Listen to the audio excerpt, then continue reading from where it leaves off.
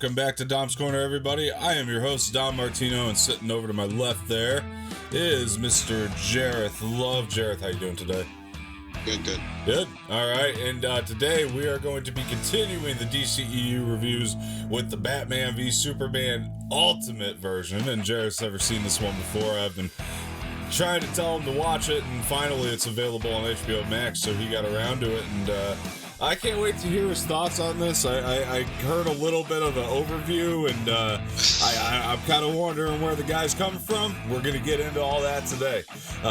Pretty excited to talk about this. I actually watched both versions, so I have a pretty good comparison here, I feel like, and yeah, we'll get into it. But hey, guys, if you haven't done so already, please hit that like button below, subscribe to the channel, leave some feedback in the comment section, share this with your friends, and most importantly, hit the bell for notifications. I know Jareth was going to say it if I hadn't, so all right, let's see what we could do here, or let's see, we'll just kind of go through a discussion. We'll try to hit the key points of differences and stuff like that. So I'll tell you, for me, watching the theatrical cut still feels incredibly messy to me.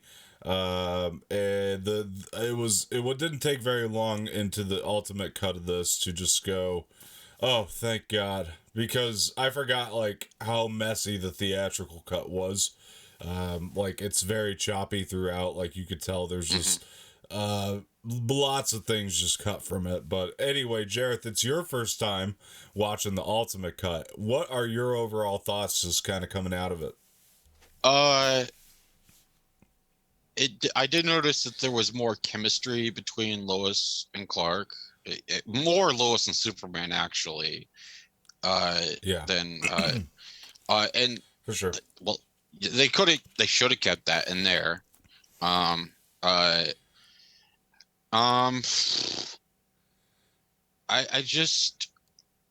don't know. Let's do this. What is left over from the theatrical that you still have gripes with? Let's start there, and then that I remember. I don't know, because it's I mean, you can tell this is set up for Justice League, definitely. Yeah. Like I'm still not a fan of Jesse Eisenberg as Lex. That's fair. It's a fair critique. He's like, I kept on trying to like think of a different Lex that was acted like this in the comics that I've read for Justice League or Superman, and no, this isn't Lex. Mm-hmm. This is like some dorky nerd guy, which is Jesse Eisenberg. Yeah, because that's not Lex.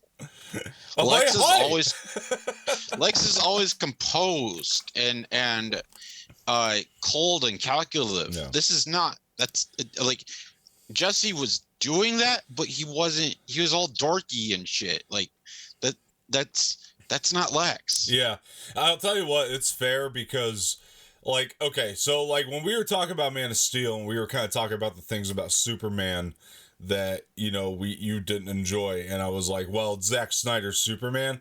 This to me is a different thing, because like in this Lex Luthor, like right up until about the end of it, there's like not a shred of like a Lex Luthor that we would know. So to me, to critique this Lex, it's a little bit more fair than to say like I had problems with, you know, the way that Zack took Superman, you know what I mean, and like Man of Steel per se. With Lex, there's like not a shred of the original Lex Luthor, except that obviously he's trying to get Superman, but like there's no characteristic about him that's Lex. There's nothing in the personality that's Lex. Like nothing about him is a Lex Luthor. I probably would have preferred it if he had just been playing a different character myself. That said, I don't mind the performance, but they call him Lex Luthor, and that's where I start to have my problems. Like, if you take the Lex Luthor element out of it and you make him something new, I might have actually...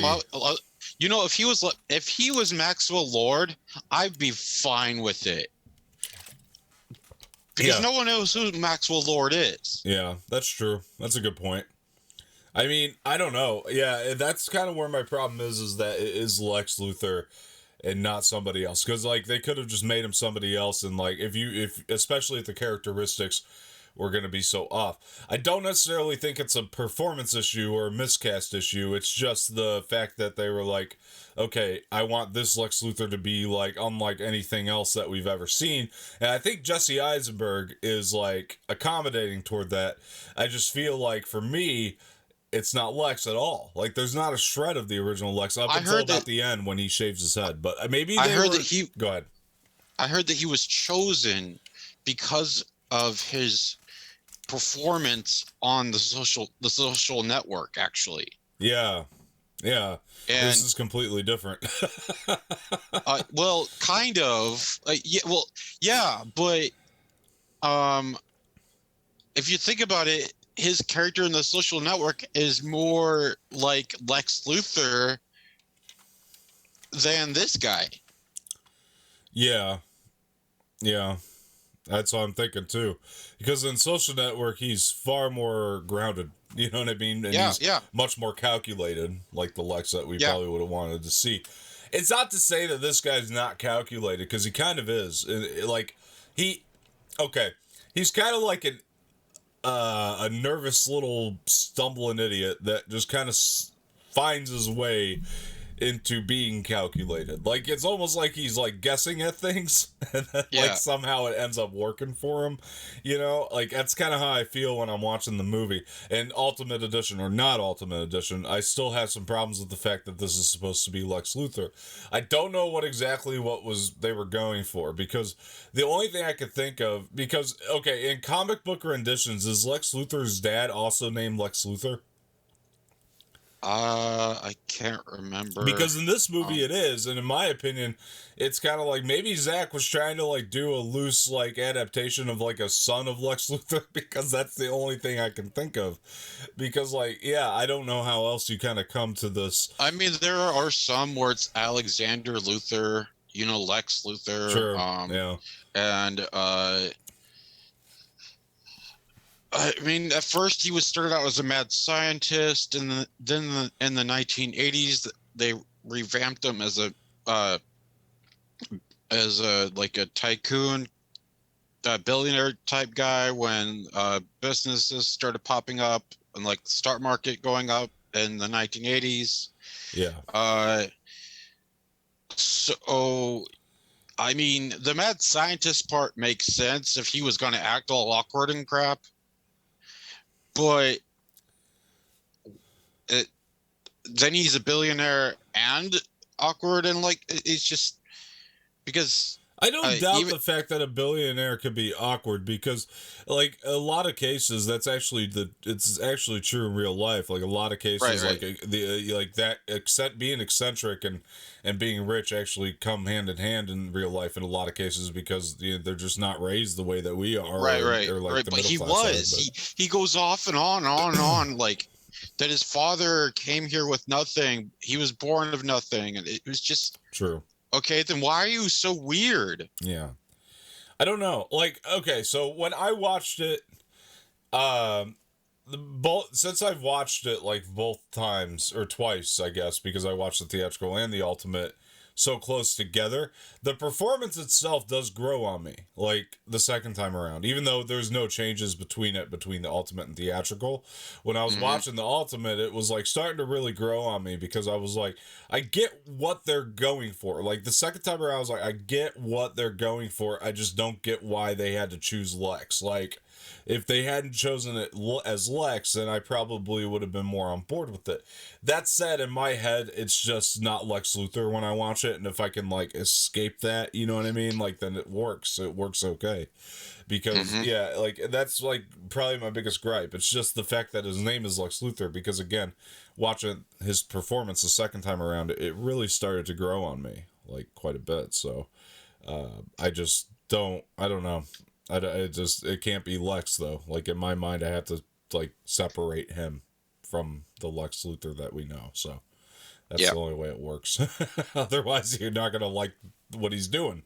Like I don't blame people for not liking it, because it's not Lex. You're right. There's not a shred of Lex character in there, other than the fact that he's trying to take down Superman, and then at the end, obviously, he shaves his head and looks a little bit more like Lex, which maybe they were trying to evolve him into that. Like, maybe that was kind of the original idea, was to, like, take this idiot just kind of evolve him into this, like, mastermind. Okay. Because Okay. in the theatrical cut, they did keep him in the post-credit scene, but it was the bald version. And actually, if you ask me, the performance came off a little bit better in that post-credit scene than we saw in this movie. So I don't know if they were just trying to start him out this way, evolve him, but I don't know. Maybe we will find that out, or we'll probably never know. I don't know, but maybe we'll know in the Zack Snyder cut. yeah, maybe he's like doing that or keeping that vision. Your lighting, I don't know what you did, but it's like I can't see it all now. Let's see, that's better-ish. Anyway, I'll keep talking while you adjust that, but okay. I wanted to kind of get into like what I like issues that I still have is not so much, again, like the performance of the Lex thing. We kind of went over that. It grows on me over time. Like so like yeah, I'm okay with the performance, just not okay that's Lex. So outside of that, if we're taking this story though of Lex, like it's good at a certain point, but then like when we just kind of first start coming into it, it's again like I feel like Snyder kind of struggles with villain motivations a little bit. You know what I mean? Like when he's trying to, he did this in Man of Steel as well. When it comes down to like, what motivates a villain to do what he does, it's like he is relying on you kind of knowing the source material for that, as opposed to like giving the audience like full blown fleshed out explanations. That's where I feel like he struggles with his villains, and he struggles that way with Lex quite a bit. Like you could put together like he's a scientist and all that kind of stuff, and like he works for a science company, and he's just like he wants to study this stuff, and that he doesn't, his belief system, like you can pull all that, but it's like it's not well fleshed out enough to really make you feel the impact of when shit really does start hitting the fan. Because go ahead. With Zod, you knew from the beginning, you knew Zod's motivation. That's true. He did a little bit better with that, but even then I said it was still slightly convoluted, in the explanation. It was a little bit better, I felt like, with Zod, but like, and then here it just kind of got worse. Like I feel like if I've never read a comic book in my whole life, I come into this movie, I'm not going to really understand Lex Luthor at all. Like no, yeah. I mean, you understood like why people feared him, but like yeah. Why was Lex taking this so personal? Yeah, he did. Yeah, I don't even know his motivation. Yeah. So that's kind of like, I get it, but I don't get it. Like, okay, like that's kind of one of my leftover issues from the theatrical to the Ultimate, is like it's still left over here because okay, so like the way I was able to piece it together was that he does not believe, clearly he wants power. He's power hungry, right? But that's like he's what I get out tracking of the it. metahumans. Right. But that's all I get out of it. It's like, so like, and but the thing that makes it work for me is that his plan ends up working out. Like when you see everything he does, it works. You know what I mean? Like it works for him. And so like that ends up working for me in that sense. But like if we go back to the beginning of when he started his, everything that he was doing, it was just, it's convoluted. It doesn't really add up a lot. Like it's just I feel like Snyder still kind of struggles with that side of things. But like I get, like in terms of the setup, I think that this movie really works in talking the Ultimate Edition, because that's something that's like missing from the theatrical cut is well, first of all, like the fleshing this movie out in the theatrical cut, it just wasn't there. Like when we in the beginning, when we're going into Lois, like in the theatrical cut, it's like, okay, she's getting captured, and then Superman comes and saves her, and that's it. Yeah, here, and then they make out in the bathtub. Okay, right, and they didn't like cut like that here. Here, it's well fleshed out. I think it's done so much better here. They give you a lot of reasoning to why Superman tracked her down and all that kind of stuff. Like it all made so much more sense. Like you find out why she's there. And then, yeah, they're not just cutting and making out in the bathtub. There's like a lot of in between there. Like there's stuff going on. And that was something that I really enjoyed here, that like it fixes that problem. And go ahead. I don't think Zack Snyder likes Jimmy Olsen. Why? He died within the first 10 minutes. True. That's a good point. Yeah, you must. I mean, I'm not a big Jimmy Olsen fan, but I'm just saying that's one of the Superman characters. Oh, you're dead. Yeah, that's true. I mean, I don't know. I probably not. But either way, that is kind of quick. You're right. But either way, I work for the CIA. Boom. Yeah, that was kind of crazy. Yeah, I agree with you. He probably is not a fan of that character either. I mean, yeah, honestly, but at least he's keeping it real, I guess. Just like, all right, he's gone. See ya. No more Jimmy. Yeah. Yeah, it just, okay. Like, Superman and Batman's been around for like 20 or 15 years in this universe. Yeah. Why doesn't he know about the other metahumans like Lex does? He's about as rich as Lex, and he's supposed to be looking out for other people that are as powerful or as threatening as Superman. Right. Okay. Why can Lex do it and Batman can't? I don't think he's I don't think it's part of his goal. Like, well, Lex has that goal. Well, it wasn't until you're right. It wasn't until that Lex sent those checks returned with the guys writing on saying you let your family die, and right. Lex got to Bruce. Yeah. But it's just like, I feel like we're missing a giant chunk of why Bruce Wayne turned out this way. I don't.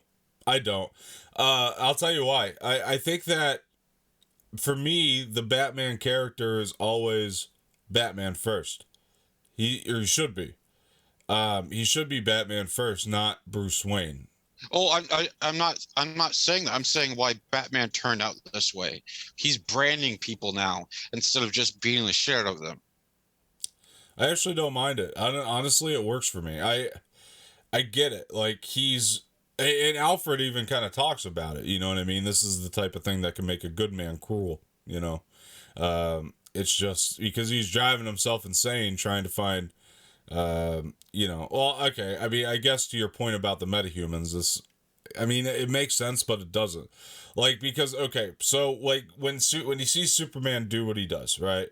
It's like, right. It makes him incredibly bitter, right? So then he becomes obsessed over, like, all of Superman's actions, in my opinion. That's the way I took it. I mean, which to me is cool because it really plays, especially a little bit more in this cut of the film, it plays into the detective aspect of Batman a little bit, which we don't really get to see a whole lot. He is kind of investigating Superman's whereabouts, what's he been doing, but he's become so obsessed, and probably from an angle to where it's just his obsession is just Superman. So to answer your question about the other metahumans, that's to me probably why, because he became obsessed with just Superman. You know, that's who we saw in the sky. He's not, I don't think his goal is to necessarily look for other metahumans. I think that he's just become so obsessed with just Superman to the point where it's driven him crazy, you know? And I think that he's just gone that dark. Like, to me, I got that out of this movie. I feel like definitely a little bit more through this cut of it. But like, I even got that in the theatrical cut. I didn't really feel like I needed a lot of explanation there, but it does help when we kind of because we're really in this cut of the movie, we go into all the investigative stuff on every angle. Like, we're really watching Lois investigate more, we're watching Clark investigate more, we're watching Bruce investigate more, and everybody's kind of investigating everybody, that it becomes this like triangle or a pyramid scheme, if you will, that I think Lex kind of like jumps in the middle of and takes advantage over. You know, that's kind of how I think he's found out his way of doing things. But it works a lot better when you actually dive into that in this cut of the movie and flesh it all out, because otherwise you're like, oh, Lex's plan just worked because, you know. But like when you really see how this all became one big pyramid scheme in this cut of the movie, I really feel like you just have that information so much better. So then when Lex's plan does kind of go through, you feel that impact of it, because you do see the pyramid scheme like almost right in front of your face here. Because again, it's fleshed out. Again, like you were saying, the character moments are better because like with Superman and Lois, like you're feeling that chemistry a lot more in this film than you were any other time, honestly. And so that's another thing that Lex clearly took advantage of. You know what I mean? And so when he does that, again, you just feel the impact of it toward the end there. And I also think that the investigative aspects that they kind of dove into also help, and you can disagree with me. We'll talk about this, but the Martha aspect, because I don't know. To me, it's like, it almost feels like, okay, go ahead. I know that they spent more time like with the shoots on his mom, I think, on Superman's mom. Okay, I get that. They definitely did. Yeah, but I don't like. I get the like. Okay, I get him dreaming.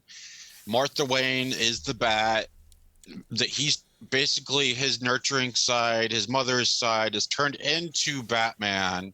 That's all he is. There is no nurturing side anymore because he's. I mean, that's what the dream sequence was telling us. Yeah. But it's. I just like, okay, yeah.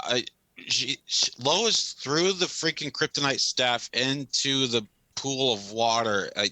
I'm just no. That's no. Just no. Like, yeah. No.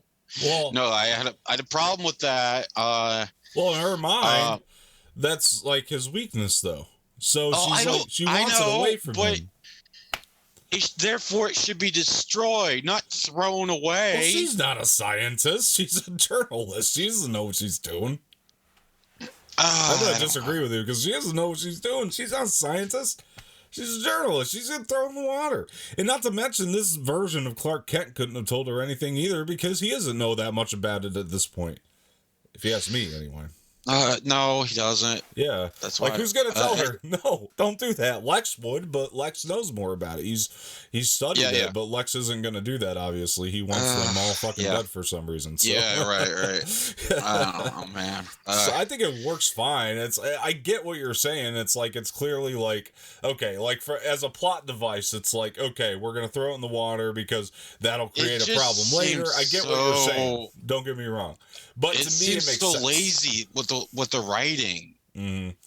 Well, yeah, that's another thing that didn't get fixed for me in the ultimate cut is the fucking at the end, man. Like the CGI is so overblown, and it almost makes me wish that they would have just scaled it back down just a little bit. Like, I get you're trying to set up the Justice League, which is going to be this large, massive scale thing, and you want us to buy into that. But this movie and the way that Zack Snyder shoots his movies, they don't really call for these like massive scale monsters and shit like that. It doesn't really get fixed for me. I wouldn't have minded something at the end like that, but just scale it down. I don't need this massive thing, you know what I mean? Like, that to me does not necessarily get fixed, but I do like the camaraderie that's going on between Wonder Woman, Batman, and Superman. Like, I think that works really well. When they're fighting Doomsday. Right, when they're fighting Doomsday, and like, I don't need Doomsday to be, I know he's big, but like, I don't need it to be that big. Like, I need it to, it's flashy, you know what I mean? It's big and it's too flashy, and it doesn't like mesh with the rest of everything else that's going on in the movie. You want to break it up into acts? Like, we could. What? I mean, okay. Like, all right, I mean, what are you? I mean, okay, so like Act 1, we get the. What do we get? I mean, we're getting the investigative stuff pretty much. Act 2, we're getting the same thing, and then Act 3, we're getting action. It wasn't there one. There was one dream sequence in Act 1 that was wasn't that the Bat and Martha's uh whatever it's called, Martha Right. That's Wayne's, true. Yeah. and then within the second act we get the Flash dream sequence. Yes, and an action scene. We do get that that first action scene of "Tell me, do you believe?" We get that scene Yeah, in there yeah, too. yeah. Yeah, in When the they second first act. meet each other. Yeah, which is in the theatrical. Which I mean, to me, it's like, yeah, that's like really, really, it's good. I mean, it works. I really Yeah. enjoy that. That's like probably one of the best scenes in the. See, that's the type of action I like. You know what I mean? Like when it Right. goes into that feels like, while we're on it, like that feels like it goes into the what I wanted at the end, just like expanded maybe, which is like, like if you want to team up, like, because this is one of the problems people had, was the fact that it was setting up Justice League, and it wasn't just Batman and Superman fighting, which I get that the movie's called Batman v Superman, but it's also called Dawn of Justice. And a lot of Right. people have problems, obviously, with the divergence from that. In my opinion, the fight between Batman and Superman, all that stuff, it's there, Batman v Superman, but it's there more symbolically than in an action-packed type of way. You know what I mean? Yeah. Which is a very Zack Snyder-y move. It's not the Hollywood move. It's the Zack Snyder-y move to kind of keep it there present, and to even talk about Act 1. That's what it sets up. That is your Batman v Superman. Yes, you get the action at the end, and like Zack Snyder wouldn't have not had action. He's gonna throw it in there, and he gives it to you. But like, it's set up at the beginning just so incredibly well, I think, and that to me is like one of the greatest things about the movie, is that just the way it's all set up. Because if we don't see that, then it's like we don't really have a story, and they do it in such a way to where I actually do feel the impact, like the way that, like, we're seeing Ben Affleck, like, it zooms in on his face and he's all pissed off because Superman's, Oh, yeah. it's great. It's wonderful. That is one of the best things about the movie, is just the way it's all set. And I really like the stakes that are going on in the beginning with Batman, and just kind of, driving Well, then, like, through. Clark hearing the earpiece too, it with Alfred and Bruce Wayne inside the library. Yeah. Yeah, that stuff's really great. Speaking of Alfred, Jeremy Irons is Alfred in this flick. Oh, that's great. Fantastic. Fantastic. At first I didn't like it, but second time around, I like him. Yeah, he's really great. He does a really great job as Alfred. He matches perfectly with the interpretation of Batman that Ben Affleck gives. Which, by the way, I want to throw out here too. To everybody who, because so many people doubted Ben Affleck in this, but when he got cast, I don't know why that was the case, but they didn't think he'd be able to pull off. He destroys. He is Batman, like, throughout this movie to me. Like, I think he does a phenomenal job. I don't know. That's me. I think he's a fantastic Batman. I think he does a better job in this than the theatrical version of Justice League. Oh, yeah. The theatrical version of Justice League, they screwed up everything that was great about his performance in this. They completely, like, dumbed it down. I don't know why. Yeah. Like, it was like Joss came in and was like, hey, just act stupid. I don't know. Oh, we need to talk about it was either the third dream, was it the second or third dream sequence when the Superman army came in and took down Batman. Like, it was supposed to be, it was like a post-apocalyptic world, and it was like the Superman army. Was it the third? Okay, third act. Oh yeah. Or second act. Sorry, second act. Okay, second dream sequence. Second act. Yeah. I think that is going to be a foreshadowing to this Zack Snyder cut. Absolutely. It was supposed to be a foreshadowing to the theatrical cut. It didn't look the same when, the apocalypse came about. It didn't look the same, let's be real.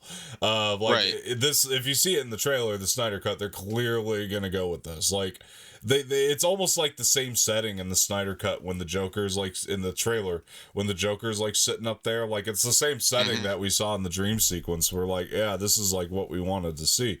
Yeah. Clearly, I think that it's going to be that, yeah. If you watch the movie Justice League Dark Apocalypse War, I hear it's great. it's almost like this, like Yeah. what they're setting up for this. It's like everyone on Earth is dead. Darkseid's killed billions of people on Earth, and he's harvesting the Earth's core. And yeah, it's like epic. And anyways, yeah. They, I just, yeah, the whole. Okay. Well, I want like they need. I want to know what, because Batman does kill in this movie, and he uses a gun even in his dreams. That's why I'm interested in in why he evolved into this kind of different Batman. I see. So like a Batman that uses a gun, Batman that brands people. Yeah. I don't know. It's a good question. Because you saw that Robin died, and I think that has something to do with it. Supposedly, people Right. thought that this was Jason Todd, Right. and Oh, this true. was and but then if Batman's killing people, why didn't he kill the Joker? Yeah. Well, in Like, my why opinion, didn't he brand the Joker even? Like, it's true. Well, in my opinion, well, okay, so to me, like any encounters he's had with the Joker came before the events of this movie, in my opinion. okay, That's how so I like the feel about it. flashbacks in Suicide Squad were pre. Oh, I'm pretty BVS. sure. Yeah, I've always felt that way, even from this moment I saw the Suicide Squad movie. I think that, yeah, clearly it's the same Batman. It's before BVS. I always felt like so. Yeah, and I get the Robin dead thing, and like I think that that's kind of part of the plan, probably, hopefully, in the Snyder cut. Like that is something that we're gonna see as well. Like a little bit, we're gonna dive more into that. If you're gonna use Jared Leto's Joker. Yeah, definitely use them in a way that's going to help advance or enhance the Batman character. Yep. That's what Joker's there for, in all honesty. If we're going to go the dark route with Batman, then you got to use your Joker to kind of explain why. And I think that that's exactly how they'll utilize him, I would hope. It would make a lot more sense to me if they did it that way. And I think that, again, I still feel like, I mean, I don't know, like, it's a seasoned Batman, right? So he's been through, like, a lot of different 15, things. 20 years. Right, which it's like, okay. Which this is something that, like, okay, audience members know who Batman is. You know what I mean? Like, just a fact. They do. They typically, they might not have seen every Batman movie ever made or anything like that. But the three superheroes in this movie are, I think, as a Marvel fan myself, were and have been more iconic before the MCU. Yes, exactly. That's my point. Everybody knows who Batman is. But we've never seen Batman at this age. You know what I mean? We've never seen this Batman, like, in terms of live action, is what I mean. So we've never seen a Batman in this age in a live action film. So that is, so Snyder's like, I'm going to make Batman, but I'm going to make him new. We're going to make him more seasoned because we haven't seen that yet. And it's no different than what Matt Reeves is going to do. It's like, I want to make a younger Batman, like year 2. We've never seen that live action. Great, do it. But this Batman is kind of the same thing. We're going to make the more seasoned Batman. So in a more seasoned Batman, what do you want to do? You want to make him like... It's the Luke Skywalker argument, honestly, Jareth. The same thing I've said there is like, if he's older, he's going to be crankier. He's going to have gone through a lot. And then there's an event that sets him off the rest of the way. Here's my complaint about the whole BVS crap is they took the Dark Knight Returns from Frank Miller, right, which is out of the main continuity. Then they put it in this main movie continuity. Then they just like they put everything in weird orders. Like Wonder Woman came first. It was just like, yeah, okay. I know that this is a like Hollywood's vision than the comic book vision. Snyder's vision. And right. Hollywood don't like it. Snyder does. yeah. Hopefully it'll all plan out accordingly. I think it will. I and now that I think about it, the movie kind of needed Diana also, Wonder Woman, Yeah, to it does. set up. It does. Yeah, because to set up the Wonder Woman movie, to set up For sure. the her seeing would have that rather. Lex. Sorry, I was just gonna say I would have rather the Wonder Woman movie. Actually, both of them coming out first. I think Yes. we would have like felt the impact of seeing Wonder Woman in this time period like a lot more. More I think about it, but not a fault to Snyder. Just fault of the studio, poor planning. But anyway, go ahead. Yeah. But like she's the one that we're the ones seeing for the first time what she sees with the metahuman files that Lex has on the world. And yes, again, that's another gripe I have about this movie. Why is Lex looking at all these metahumans? What like, maybe okay, that's they're a threat, too, but though. Huh? Maybe. I was saying maybe that's to come as well. Like that's something we're gonna find out possibly. Who knows? But okay, I can't remember. I more of a Marvel guy, who's the bad guy from the Justice League? Which one are you talking? Like Darkseid? No. The Darkseid's minion baddie that fought them. Darkseid's minion baddie. Doomsday? No. No. Oh, yeah, Steppenwolf? Yeah, Steppenwolf. Sorry, I wasn't thinking. Remember, he was talking to Steppenwolf. Yeah. Right because that was a deleted scene, and originally, and then they put it in on here. And then he had like 4 mother boxes. So it's just like I feel like they're missing a part of, well, is Lex working? Because Lex has never worked for Darkseid because he knows that he's fucking afraid of Darkseid. And why is he talking to Steppenwolf? It doesn't match the character. No. Like never. No, but if we get more motivation into like why he does what he does, we might actually like appreciate whatever they were going for just a little bit more, which I think that for me, like, let's not forget that first trailer of Justice League, you hear the Lex Luthor voiceover throughout that trailer. So I feel like there is more to play with that version of Lex Luthor, and I think that like if we get like the payoff to that, we might at least appreciate what they were going for. Still, again, it might not be the Lex that we wanted or the Lex that we like or whatever, but if we have a little bit more, not defending Batman v Superman here either. I'm just saying that like maybe like once we see it, we're gonna look back and like here's a really good example.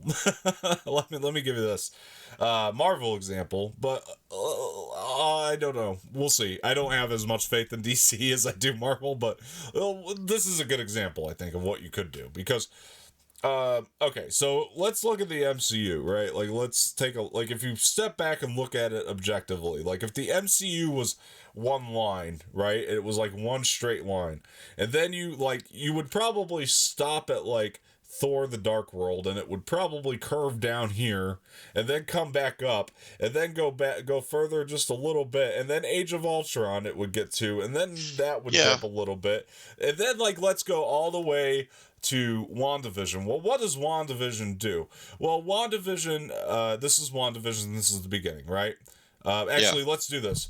Age of Ultron's all the way down here. Here's WandaVision, right? So WandaVision, what WandaVision did so successfully is that, like, not only did it further the story, but it also, like, drew this line back to this drooping point of Age of Ultron. It's actually... and raised it up quite a bit. It's bringing up the hype train because we're slowly being fed increments of info because the fans are starving for it. Yeah.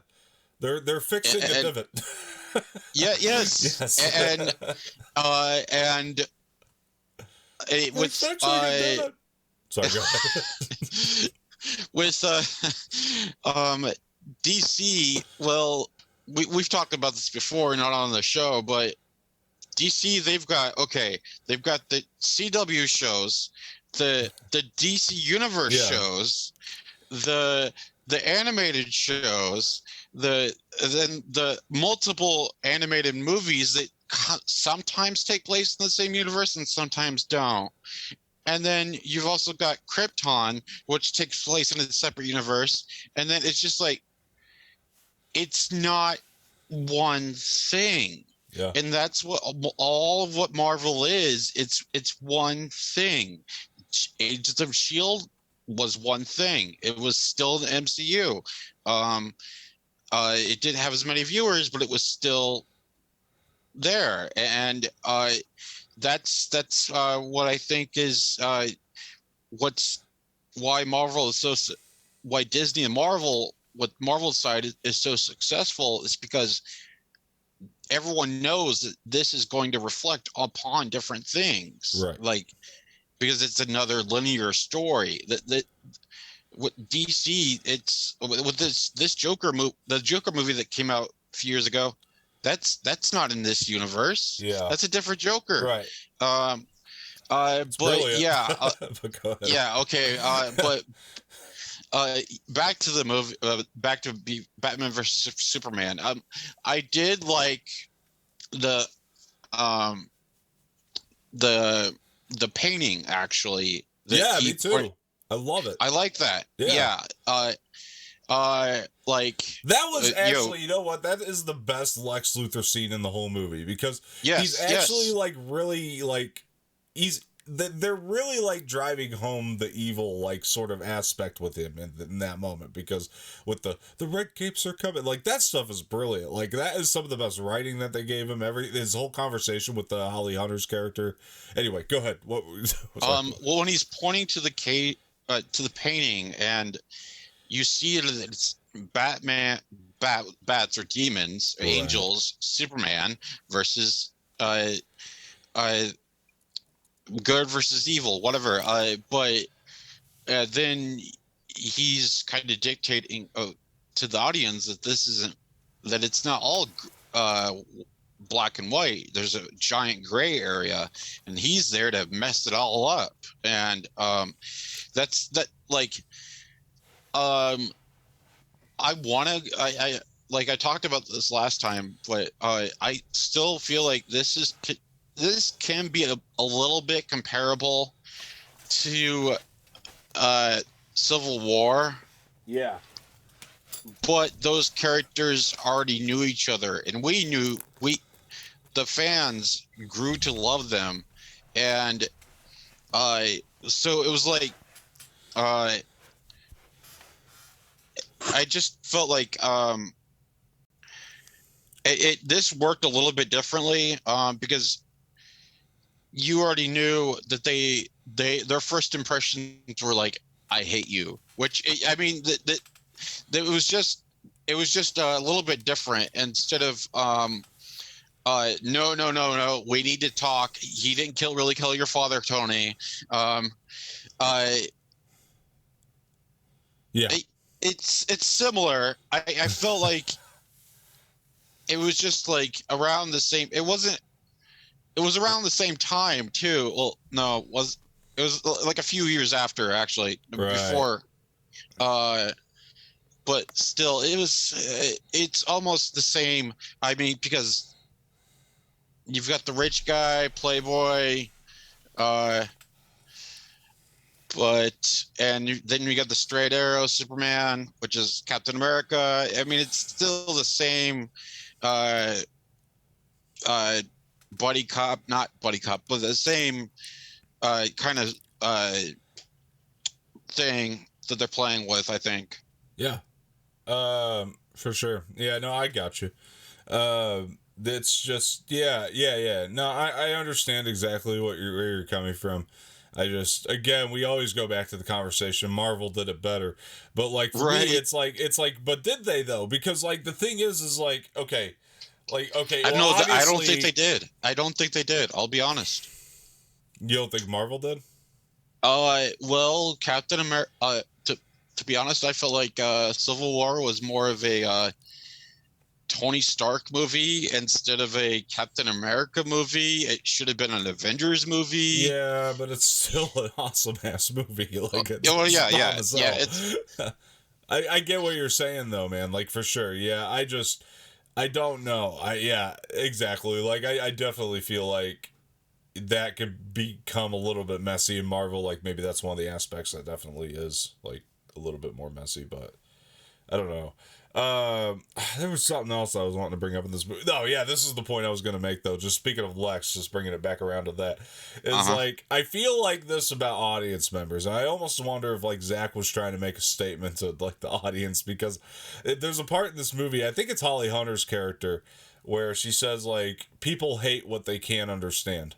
Or what they don't understand. Oh, and, like, yeah, I almost feel like for me, it's almost Zack Snyder, like, understanding that, like, his Lex is gonna be in such a strange, like, direction that, like, it's an easy target. And that's true. Like, let's be real, as audience members, and I might be guilty of this too, when things become, like, a little bit different than what you were expecting, or something different than what you're used to, or you just don't understand it, like, it becomes an easy target, and you just decide, oh, I hate that now. And it's true. It's like that line to me, like, when I heard it, I was like, yeah, that kind of, like, is almost like how the audience members are with every movie anymore. Like, it's just people hate what they don't understand, or they didn't, like, I don't get what you're going for there. I hate it now. Oh, I didn't understand this part in this movie. I hate this movie now. Like, it's just, no. And I feel like, to me, like, that was just, like, it was a little sly insult to the audience, maybe. I don't know. That's just it's just a guess. It could be. Could be. I don't know. I'm still griping about them not putting this is a comic book gripe, I know, but it's an advantage they could have taken care of is Lois Lane's a lot of alliterations here. Lois Lane's father is like a general or something in the military, and again, that could have been her connection to the bullet. Instead of having to tiptoe through all this crap, could have been. And it's just I know it's the only thing we could compare it to is Marvel, but it's I mean, I don't know what they're doing. Yeah, I don't know what they're doing. This was the whole setup. Yeah. Well, Man of Steel was, but then we didn't know exactly until later. The Doomsday fight, like, the ending was fine. I don't know. To me, I felt like there could have been more done with that character. Did we need Zod as Doomsday, really? Yeah. No, I don't know. That's still one of my problems too. It's kind of the way it's all introduced. It's like the way Doomsday is introduced, and then when we see Doomsday, we're like, holy shit, that thing is huge. Why is he, like, in this movie? Like, it doesn't mess with anything that was going on, but no, because again, you're taking another storyline and putting it, like, it's just like, why is this here? And I mean, you could have had Batman kill Superman, and then everyone hates Superman, but that would have been like the Dark Knight all over again at the end when he killed Two-Face, and they hated him. I guess, like, a better way to look at it, though, too, or another way to look at it, maybe not necessarily a better way, but another way we can look at it is, what would Zack, because he clearly wanted Superman to die at the end of this movie.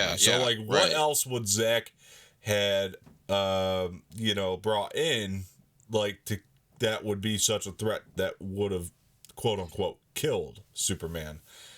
You know what I mean? Because, like, in all honesty, it's like, I mean, he clearly wanted to save, like, Darkseid and Steppenwolf for his last chapter, right? And, like, so he doesn't have that to, like, bring in yet. It's like, okay, so I kind of get it on that end. Like, if you want to do the death, which I don't mind. Again, I like Superman with weaknesses. If he's invincible all the time and there's no stakes, then I'm not a happy camper. That's why a lot of people don't like Superman. Right. And This is why I love this rendition of it. But go ahead. Yeah. But I mean, you've got the. I mean, you've got Brainiac. You've got I guess. I don't know. You've got some other like Superman bad guys, but you've got to have Lex Luthor, and yeah, I to me he could have just came up with some I don't. He could have made it look like no. I guess this does work, but I think Zack Snyder finds himself, and I'm not making an excuse. If you have a problem with the movie, you got the problem with the movie, and it is there are problems here. I'm not trying to like not acknowledge that, but I do find that Zack Snyder finds himself torn between what he wants and the fans want from time to time, you know. And I think that's where the struggle is. Go ahead. Yeah, I mean this.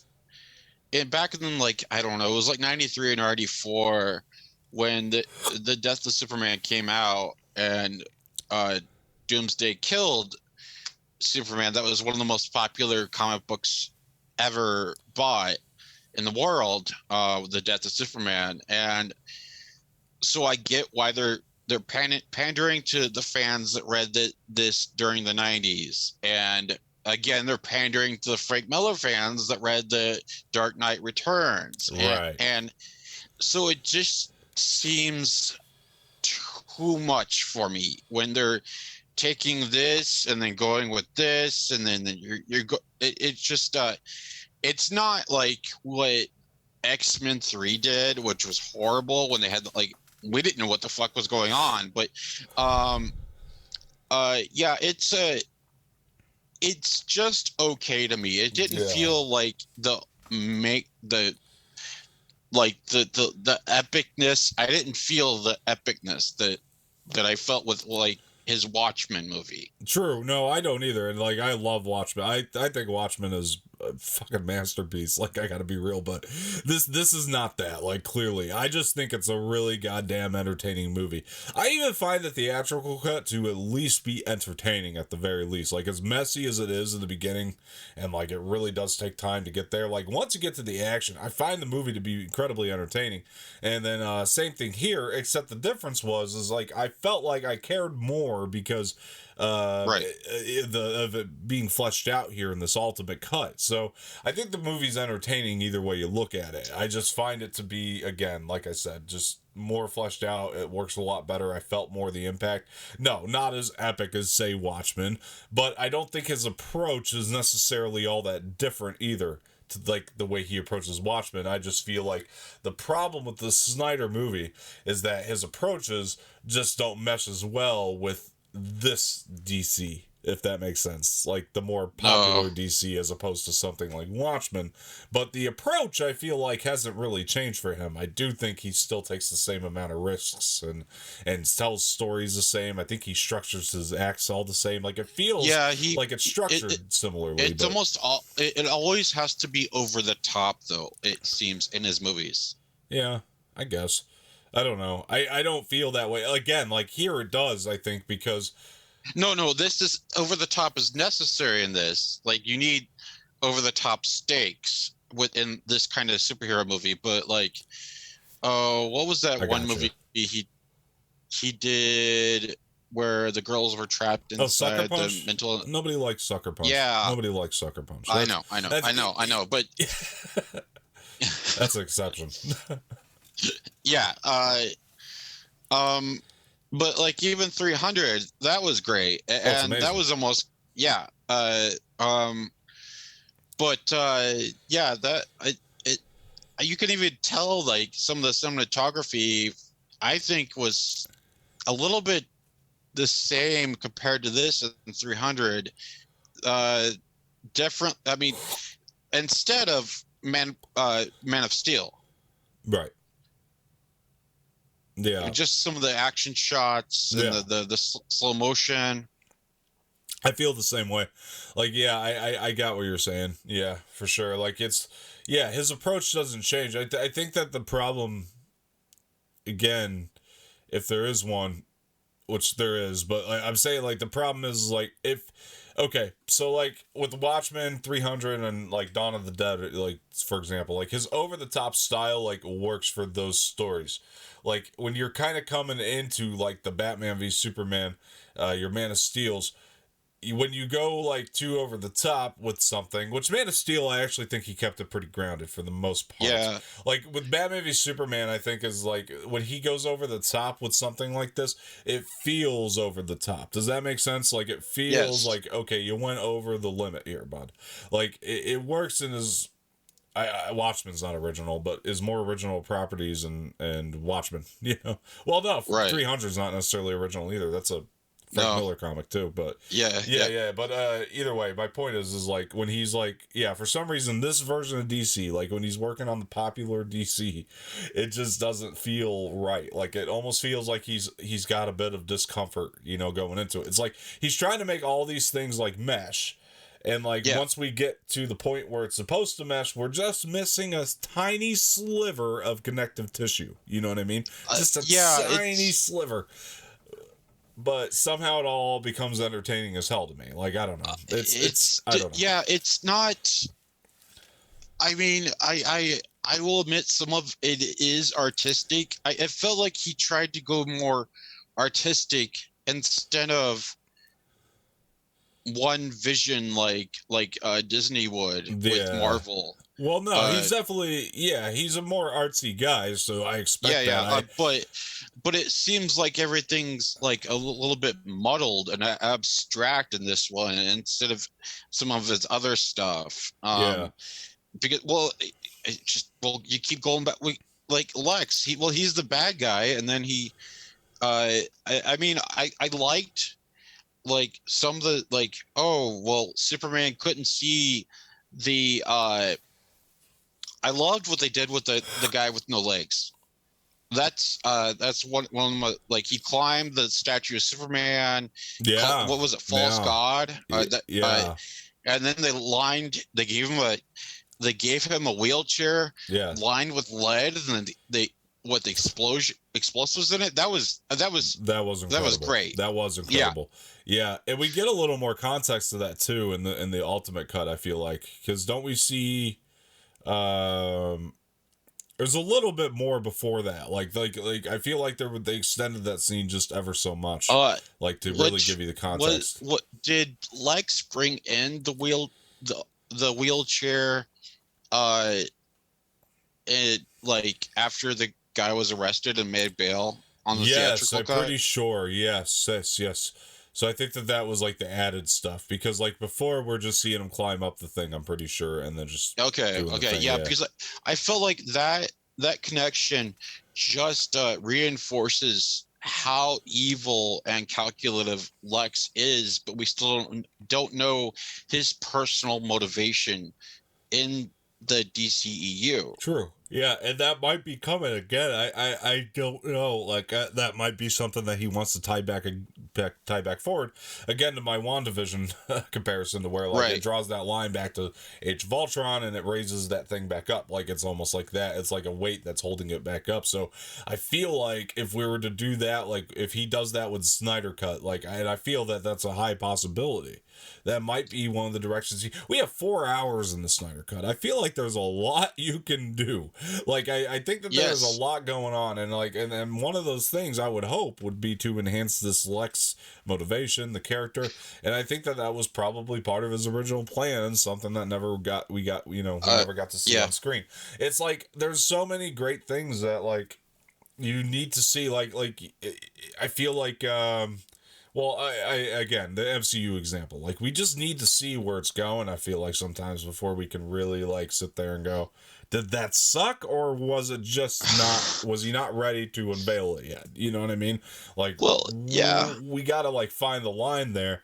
So I feel like I don't know, and I agree with you because the Lex stuff becomes convoluted. It is my biggest problem with the movie is the whole thing surrounding Lex. He's the big baddie. It has great moments in there. Yeah, exactly. It's my whole problem with this movie. The rest of the movie I find to be really damn entertaining. I think that it really works in the ultimate cut anyway. I think I heard the original script had Lex Luthor, I think it was the Penguin, and the Riddler. It's possible. And that would have been just too much, actually, for me.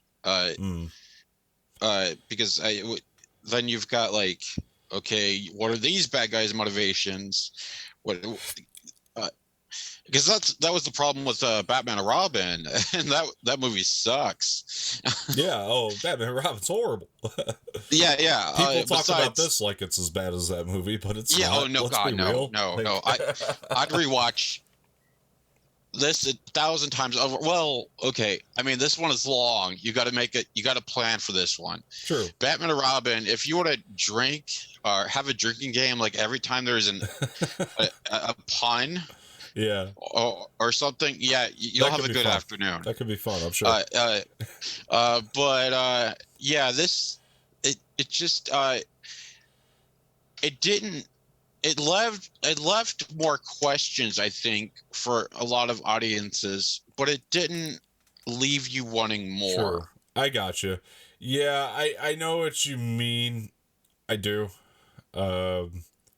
Like, this could have ended and maybe, I don't know. Yeah, I get exactly where you're coming from. Like, this is definitely, like... Even the ultimate cut I'm talking about. Like, I know, and I hear you. Yeah, I get what you're saying. Like, if it had ended here, like, with the Zack Snyder vision, I might have been like, okay. You know what I mean? Like, I probably wouldn't have thought much of it.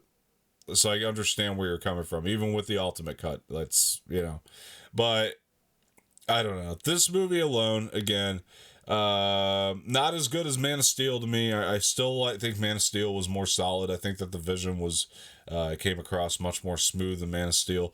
This movie, to me, I still really, really enjoy this ultimate cut. I wouldn't say like I love the ultimate cut or anything like that. I love Man of Steel.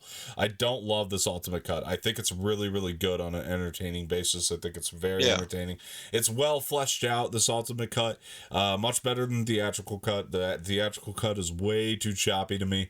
We're still having some leftover pieces that were like, iffy on, I feel like, for myself, but still really, really enjoy this movie. Have a lot of fun every time I put it on. I think that, one of the other things that we gotta talk about here too, speaking of the ultimate cut, the warehouse scene was better in this ultimate cut. Like, when Batman rescues Martha? Yes, that was so much better here. Yes, that was blood in this awesome. One. There's blood in this one. I like it. I was really loving it.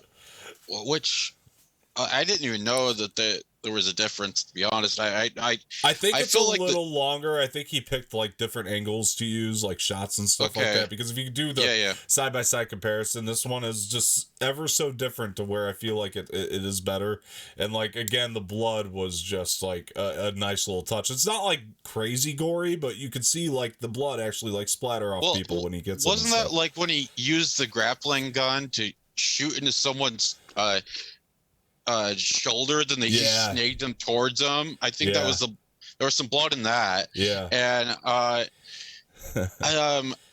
mean, no, he literally did kill that guy that was going to kill Martha when he didn't he shoot the flamethrower or something? Yeah, I think that's in the theatrical as well, but it's different. Like, they used a different cut or something, or a different angle for that or something like that. I mean, I liked that. It felt awesome. Like, it was just I wanted more of that. Like, I wanted, like, why couldn't we see him taking out the bad guys in the beginning so that we know who we're dealing with? I guess they just want to paint him as like, he's scary. I guess. Yeah, no, I think that they were definitely driving, or Zach wanted to drive in that horror element in the beginning, because like when you see the branding scene, which another thing, that was another one that was extended. Like before, it wasn't as horror-like. It just felt like, we're going in, wow, he branded him. Okay, let's go, next scene. This was like, they actually like made a horror movie out of it. Like it felt like it really cool. So I get it from both ends, but then like, this warehouse scene was already a cool scene, by the way. I just felt like the way that he fleshed it out, drew it out, added the nice little touches, the different angles that he decided to use here, just worked better than the original cut of the scene. I just think felt like it was better. It felt like I was watching or playing one of the Arkham games, actually. Yeah, for sure. Already the best scene in the movie, but just the fact that he made it just a little bit better. It wasn't like a massive change, but just a little bit better. It works for me. I really enjoyed it this time. So I thought it was awesome. But yeah, guys. Anyway, yeah, definitely felt like the Arkham games, just close to the ground. You know, streets of Arkham. I mean, it was great. Like that's just what I want for Batman. But we don't get it that often. But anyway, I guess we do. We always do. But it's I don't know. But yeah, guys. Anyway, sorry, but yeah, I love this ultimate cut. It was really really great. Yeah, so we're gonna get going. If you haven't already, like the video, subscribe to the channel, leave some feedback in the comment section. Let us know if you like the discussions. If you don't, I mean, let us know too if you thought it was as messy as the theatrical cut of Justice League. You know, definitely tell us that. But you know, anyway, Jareth, where can the people find you? You could find me at Recovering Fanboy on Instagram, at Goblin King 871 on Twitter, and on Stereo, and Jareth Love on Facebook. All right, and say for me, you can find me at Twitter at Dom_Martino_, and on Instagram Dom_Martino_official, and on Stereo at Dom Martino. I want to thank everybody for joining. Appreciate it, and we'll continue the DCEU discussions. I think we're doing Suicide Squad next time. Woohoo! But yeah, we'll see you guys next time, and definitely subscribe and stick around, stay with the conversations. Appreciate you. Thank you very much.